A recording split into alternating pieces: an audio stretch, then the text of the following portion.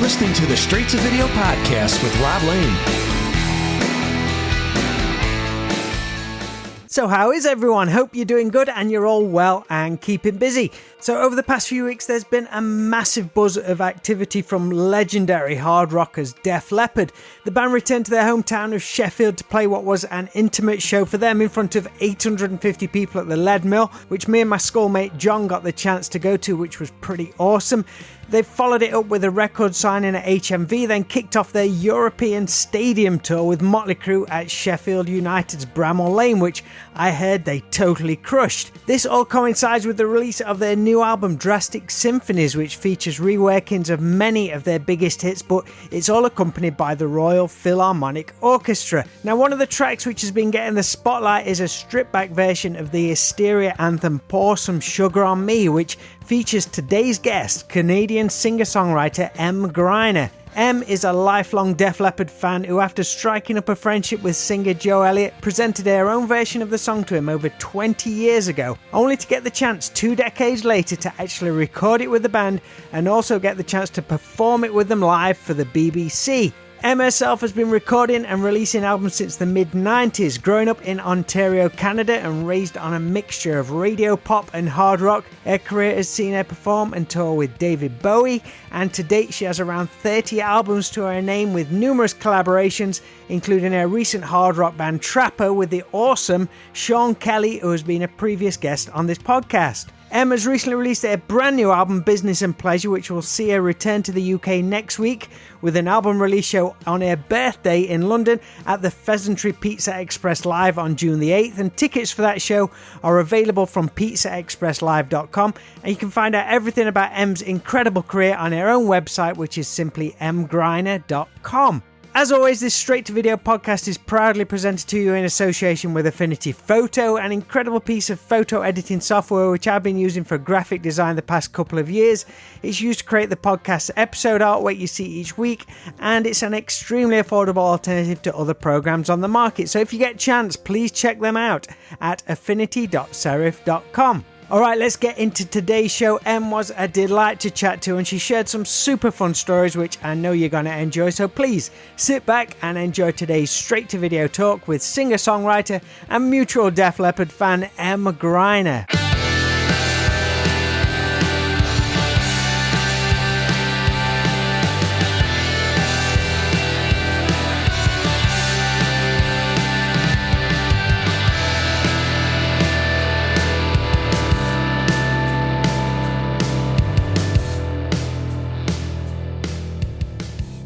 Hi. Hey, how's it going, Emm? I'm good. How are you? Yeah, good, thank you. Lovely to see you. Yeah, lovely to meet you. I appreciate you doing this for us. Very cool to connect. I learnt about you through the band you did with Sean, Trapper, like a couple of years ago. I think I reached out then, but I'm glad it's happened now with everything that's been going off with your new album and obviously the Def Leppard stuff that's happening as well. So everything's kind of come together just right. Yeah, totally. Yeah. Where are you based anyway? I'm based right in the middle of the UK. So Sean used to come over in like the early 2000s, and he always used to play at a place called Junction 7 in Nottingham. That's where we got to know each other. So yeah, we're right in the middle of the UK. When did you get back from the UK? Almost 10 days ago now. So I've been back for a while. Yeah. And then back over shortly again. Do you get a chance to climatize, or is it constant jet lag? Yeah. I mean, I haven't traveled internationally for a while, so it was definitely like a wake-up call, but I think I've learned some new tips. You recently wrote on your Facebook page that you were grateful for music and how it unites us in unexpected ways. Such a wonderful and very, very true quote. But looking back on your career, that's happened in so many ways. Things are like very intertwined, and a bunch of like landmarks in your journey where experience have crossed and led to further like magical musical opportunities. Most recently, this whole Def Leppard collaboration, which I'd like to trace through the other parts of your career. So could you throw things like way back for everyone? Tell us how you were introduced to Def Leppard originally at like a very young age. Sure. My brothers, I have 2 brothers. They're 3 and 5 years older than me. So you can imagine growing up in the 80s, I had a lot of, one was into the prog rock, Genesis and all that. And then my other brother was into like guitar, metal and all that. So I kind of got this crazy education. As well as being in a whole boy household as well. Yes, exactly. I mean, I was kind of into pop music as well. But then when Hysteria came out, it was sort of that, oh yeah, this is amazing, musicianship and cool guitar solos and stuff, but it's also pop, right? Pop rock. I always describe that stuff as like, when I heard it, it's like so heavy, but so melodic. To your young ears, it's like, oh, this is heavy, but there's just something magically melodic about it as well. Yeah, totally. And Rob, every song on that album is just like knock it out of the park kind of thing. And of course, we didn't know who Mutt Lange was. And I mean, we had some idea of who Def Leppard was because we had Pyromania on vinyl. But Hysteria was like my cassette tape, like it was like mine. This is my music. So I just fell in love with the band and, at that stage just got all the music magazines and had my mom sew the Hysteria album on the back of my jean jacket, and I was bleaching my jeans in the tub and all that stuff. Were you trying to copy Joe Elliott's jeans with like the multiple slashes in them? Totally. It looked great. Yeah, who didn't? Or at least dream about it. So yeah, that was my introduction to them. Always loved them through the years. And then I got to meet Joe for the first time when I was singing with David Bowie. So that's like years later down the line. Years later, yeah. It was 1999. Had you ever got a chance to see them live in concert at any point? Not before that point, but once I met Joe, I mean, I kind of went to go see them every year after that. Just as a sideline, obviously discovering like Hysteria on cassette. What's the story of you finding a Coney Hatch cassette on the side of the road? Because that led to quite an interesting musical connection as well. It did. So for people who don't know Coney Hatch, they're a rock band from Canada. Their first album was produced by Kim Mitchell. I was just walking along the road as you do when you're a kid in the country without the internet. And I saw this tape and it was totally torn to shreds and it said Coney Hatch on it. And I was like, was it just the tape or did it have the whole box with it? It was totally someone's like dubbed cassette. So right, okay.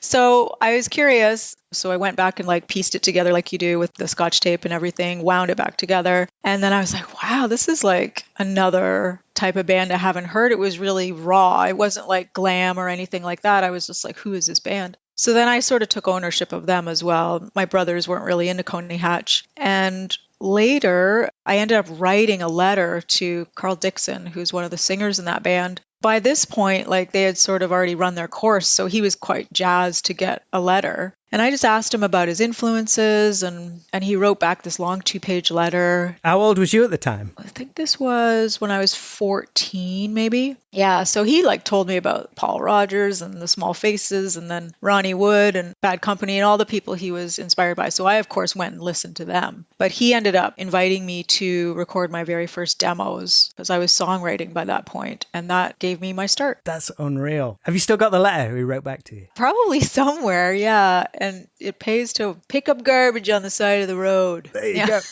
So where did you get all your other albums from, either from your brothers or finding them? Did you have a local record store in Ontario? We did. So there would be Sam the Record Man in our local mall, and then a store called A&A Records, but also there was like Kmart. So you could go and get your singles there, and that makes me sound like I'm 1,000 years old.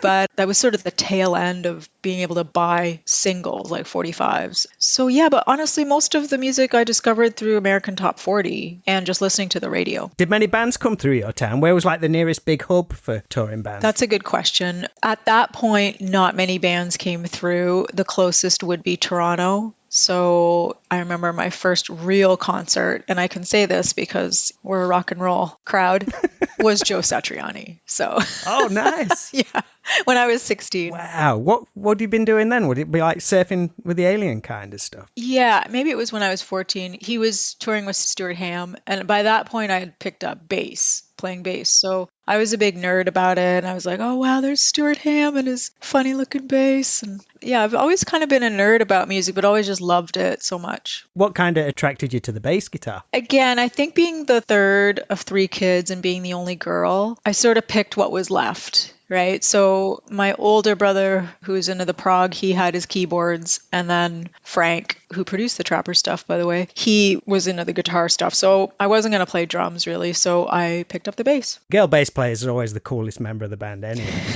Always. Thank you. I like to think so. Your first two albums were recorded and released independently. Then you signed to Mercury Records, released the album Public in 1998, I believe, but then suffered from the whole label going through a merger, leading you to leave. But then you head out to New York, which eventually led to the opportunity to join David Bowie's band as keyboardist and backing singer. What was New York like at that time? What comes to mind? Was it exciting for you? It definitely was. I had lived in Toronto already for about 4 or 5 years, so you kind of run your course in a city when you're that age and you want to explore, right? Because I'd never really been anywhere. So New York was really exciting, obviously. Every time I went there, I felt something happened with my career that was big. Even though I was dropped from the label, I still loved being there. And that's when I started doing shows. Whereabouts was you playing? I don't know New York that well, but I know the East Village kind of Bowery area and all that kind of stuff. Well, I was actually the first person to play the Bowery Ballroom when they opened up. I had a show there with Bernard Butler. Wow, that is awesome. Yeah. And I opened. Because I opened, I was the first one. Yes. After that, it was smaller places. There was a place called Fez. And that was really where I met the other Bowie band. And they just invited me into the band. And I wasn't doing anything. So I said yes. We're a similar age. I think I'm a year older than you. But just how familiar was you with Bowie's catalogue of songs? Was it someone who you knew a vast amount about? Or, as we're a similar age, was he more Jareth from Labyrinth?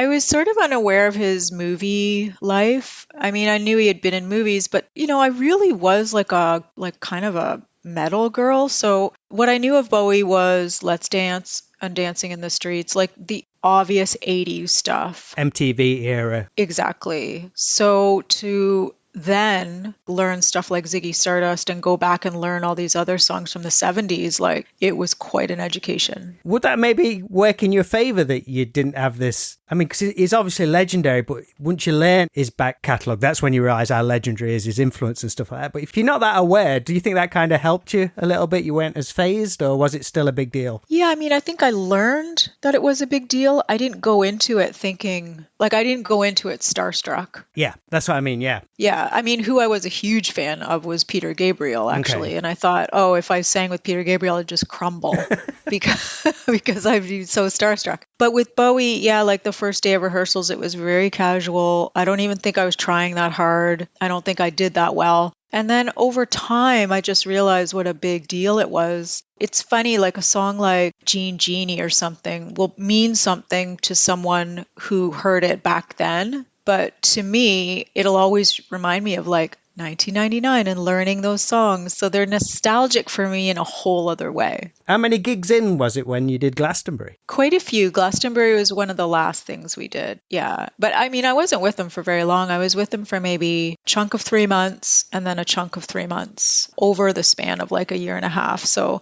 he's had a lot of people in his bands and I was just really fortunate to be one of them. Fantastic. And one of the first shows you performed, I believe, was in Ireland, which is where you first met Joe Elliott, like you said earlier, after the gig. How cool was that? Was that that looks like Joe Elliott? That is Joe Elliott. Was it that kind of thing? Or did you know he was going to be at the after party? No, not at all. I knew there were people there, that were famous. But when I saw Joe, and he was just by himself. So Mark Platty in my band had already spoken to Joe. And I said, can you please introduce us? Because I'm a huge fan. There is a picture, I should send it to you. Joe kind of looks like a footballer and I look like a super fan, just giddy out of my mind. So it's really funny. That's wicked. And I guess you guys hit it off. Do you remember what you spoke about? Yeah, I mean, luckily I had some of my own albums with me. So I remember giving him the last album I had made. I made it in a cottage and it was this album called Science Fair, which I made on an 8-track. So super kind of lo-fi, but the songs were good and I was pretty excited about it. So I gave it to him and that's kind of what started the friendship. He's to this day a huge just music guy, right? And he really cares about performing well and it really shows. So I think we bonded first over just music and then I did the ballad version of Pour Some Sugar on Me, which I sent to him just not long after that. Fast forward 20 years, you'd recorded it, but then you get the call that it's your version they want to include on the Drastic Symphonies album, which on top of that, Joe describes as the most important track on the album. That's an actual quote from the press release, I think. Yeah, that's amazing. I keep saying that it feels like I won a contest, have your song recorded by Def Leppard, right? It's not my song, but I think the fact that they love doing it is it blows my mind because it is obviously a dream come true for me. Especially so long after. What is it, like 23, 24 years later down the line? You never know what's going to be around the corner. You never know. And the crazy thing is, it is a well-loved cover at my shows. Like, I think I play it at almost every one of my shows. So when I got the chance to play with the guys, I was the most rehearsed. Right. Having played it for 20 years. What was the recording process for the actual album version? I'm guessing you recorded your parts in Canada. What did you have to work with? Was you the initial starting point for everything that followed, or was this some kind of scratch track that the producer had put down? How did it work? It was incredible. The only decision I had to make was to use my original version or re-record. Right. So, I mean, I know my voice has gotten a lot stronger over the last 20 years, so I was wanting to re-record it, but it was ultimately their decision. So they chose from both versions. Yeah, I believe they built the whole track around my recording because, I didn't record to a click or anything like that. So the orchestra would have had to play to my version, and then Joe sang on that. Insane. Yeah, wow. Totally insane. And things go from 10 to, in Spinal Tap words, to 11. You're invited to come and perform with the band in the UK, not just with the band, but with the BBC Orchestra as well. What was going through your head with that? Here's the band I was listening to at 12, 13 years old, and now they want me to perform with them. Yeah. I mean, you kind of feel like you can quit. Big tick. Yeah, exactly. Someone asked me what my 12-year-old self would have thought of it, and I would just probably be going like, what is she doing to make them play it that way? Like, what kind of spell are they under? You asked me if I'd seen them live, and because I have come to their shows so many times and we've developed friendships over the years, it was so comfortable. It just felt like playing with friends. And I think that's something I'm really grateful for is, you can be a kid listening to your favorite band in the middle of nowhere, and then you might end up somewhere else that you just would never expect. And that's so cool to me. That's great what you said about what would your younger self say. I think that's always a good barometer of perhaps making decisions and things like that. 'Cause with music and stuff, that a lot of financial things come in, or have I done enough in this industry? Am I as successful as I want to be? But if you always revert back to that, what would your younger self have said if you'd have told them this opportunity comes up? Yeah, I think the ability to stay childlike about things, it gets harder as you get older because you learn so much, right? And I think, if anything, if you kind of check in with your younger self, it just gives you gratitude that you might not have, naturally, especially in the music industry, you just get jaded because you care so much about your music and so many people end up ruining what you're doing. And also, I think it's just about like enjoying what you're doing, right? So if you're enjoying doing something, I do believe it pays off in the end. You got to do version of Pour Some Sugar on Me. I think you did Hysteria, I believe. And again, another intertwined moment, Life on Mars by David Bowie. Mm-hmm. Yes. How was it performing with the orchestra? Have you done anything like that before? Not like that. I mean, one of my albums, I was really lucky to have Paul Buckmaster score strings for a quartet. So, he did all the Rolling Stone stuff, a lot of David Bowie stuff. So to have him do that was cool. But that was in studio, right? So you're not really playing with them. So this was incredible. And I think Eric Gorfain, who did the arrangements for the record, I got to tip my hat to him because so many people do orchestrations that aren't musical, and he's so musical about it, and obviously a Def Leppard fan, so he's going to really honor the project. Now, was there talk of an album with you and Joe together some time ago, something of like a Robert Plant, Alison Krauss style collaboration, or is that just one of these projects which you do and we'll finish it one day, but it just never gets the chance to come together? Yeah, we are writing together. He's a great pianist. I play piano. I've played since I was 5, but in a lot of the stuff we've written together, he's the piano player and chooses these crazy chords that I would never come up with. It's really glammy, kind of. We just are so busy, and I don't know when. We've written about 6 songs. They're good, but now's their time. Now's their time to be touring the world. And there's no time limit on stuff like that these days, really. Yeah, there's no time limit on magic. How was it for getting the chance to open for the band with Trapper, which you say also features your brother Frank, but our mutual friend Sean Kelly? That must have been a thrill. But I want to know how you found time to do that project, because everyone's so busy. Yeah. I mean, Trapper, again, just following the joy. Yeah. Sean Kelly is the nicest, most talented guitar player in Canada. And we just kind of get each other. We're sort of like brother and sister. So I wanted to do something musical with him. And honestly, Trapper really wasn't doing anything until we got those Def Leppard shows. And then suddenly we were like, uh-oh, we got to go play in arenas. We haven't practiced ever. So that's what led us to really become a band. I'm envisioning you two as kind of kindred spirits who never actually met for all these years. Then I think you came together over like Twitter or something like that. Yeah, when Twitter was a little more calm. Yeah. Yeah, we found each other there, and he was playing with Helix and with Nelly Furtado, and I just thought, well, the guy's playing with those polar opposites. He has to become my best friend. So those are the times I think social media, is great. Just when you can make those bonds and you find friends, true friends. You must have had a million things to talk about when you finally hooked up. Yeah, and weirdly, we talk a lot about parenting. But yeah, I think we just also laugh a lot about music, like the other day he just out of the blue texted, dude, I love bad English, Just a random one. And I just text back, I say, dude, it's just like those little things just kind of light up my day. Was the Trapper sound quite the departure for your fan base, who are perhaps more familiar with the piano-led singer-songwriter material? That's another good question. My fan base is very forgiving. Like I will go off and do an Irish covers album. I'll go do like an ambient album. Oh, there's the jazz record. So I feel like they're okay with all the twists and turns. I actually think a lot of people quite liked Trapper. It's not that it's over. It's just we've become so busy, and maybe if someone else invites us to play in their arena, we might get back together. Yeah. But it's like having a forgiving fan base. It's like David Bowie. As an artist, you can constantly reinvent yourselves. That's something he was legendarily known for. You choose to move in a different direction. Your new album, Business and Pleasure, you describe as yacht rock. But you recorded that out in Nashville. Yes. Do you guys have that term over there, yacht rock, or not really? I've heard of it, and I can familiarize myself with it.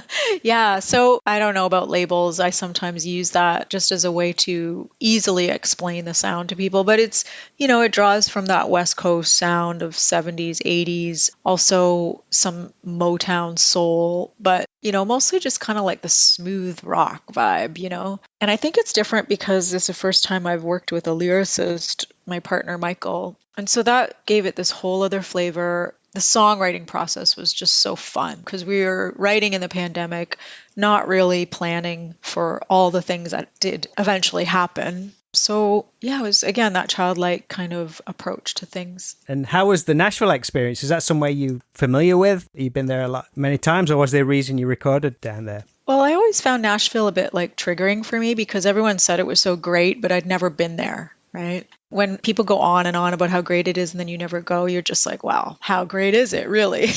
Did you go in with your guard up a little bit, like, impress me, Nashville? Well, my producer, Fred, he's based there, and he kind of made this case for like, come on down. These are my people. I'll put together the team. It'll be great. And when you're a woman in the industry, you have to kind of ask a lot of questions and feel like your intuition is telling you the right things. So I kind of raked him over the coals and I said, I just don't want it to be like another day's work for everyone. I want them to enjoy it. I want the musicians to really enjoy it. And then when we got down there, first of all, it was the first time I left my kids in a long time. And Omicron was still kind of happening. So there's a lot to be nervous about. I was pretty anxious going down. But the first day in the studio, it was just like, wow. People were so super nice and genuinely nice, like not kind of putting it on. And then the level of musicianship was like nothing I'd ever seen before. That's what they say. It's just like... So it was all Nashville guys who play on the album, is it? Yeah. So Shannon Forrest played with Toto on the road. Pat Coyle has played with Michael McDonald. And then another guitar player, Pat Buchanan, had played with like Cameo. So it was honestly the best crew. And for someone who's multi-tracked a lot of her records, it was just like the best experience. How was the recording process? Was everybody doing stuff around a similar time, or was it people coming in over different days, or was there a chance to kind of perform together, or how was that whole process? Yeah, so the band played the songs together, right live off the floor. I sang in a booth. I ended up redoing my vocals, but we were doing it all at the same time, which was really incredible. A lot of the guys had played together together with each other before. So I think that helped. How does that help with like separation and stuff like that? Yeah, I mean, they know what they're doing. We had an amazing engineer. So drums would be isolated, I would be isolated, but everyone else would be on the floor. And actually, Fred Mullen, the producer, this is the first time I've seen someone do this. Like, he got out on the floor with the band and was almost like conducting. Because I'm just so used to producers being in the control room, kind of separate, just like, hey, do a take, and then I'll tell you what I think on the talk back, right? So I think that made it really live and really collaborative.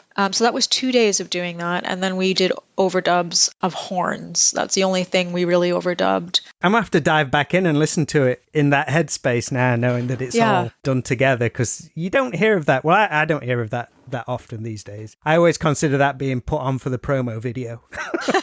Yeah, exactly. Okay, everyone. 1, 2, 3, play. Yeah.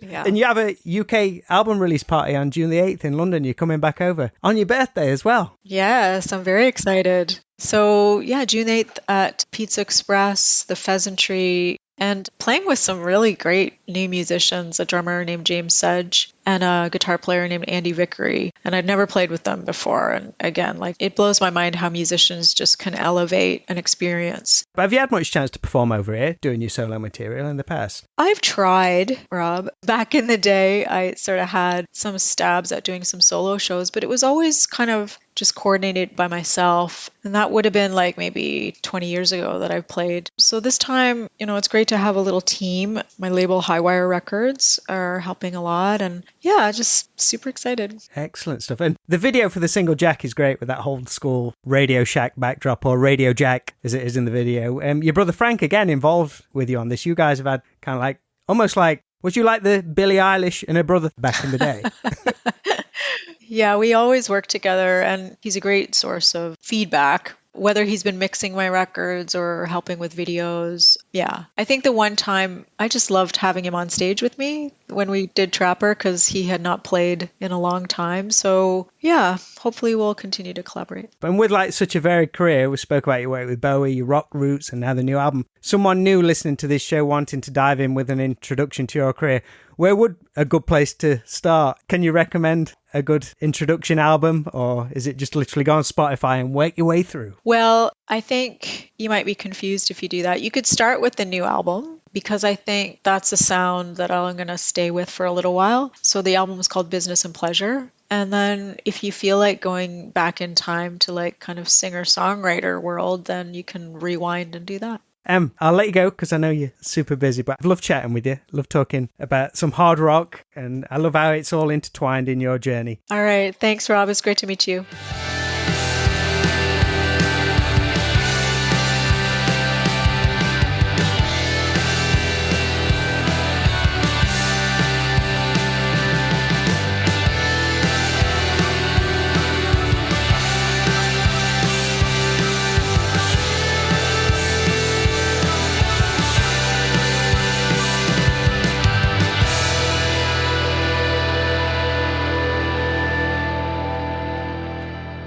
Thanks so much to Emm Gryner for chatting with me on today's Straight to Video podcast.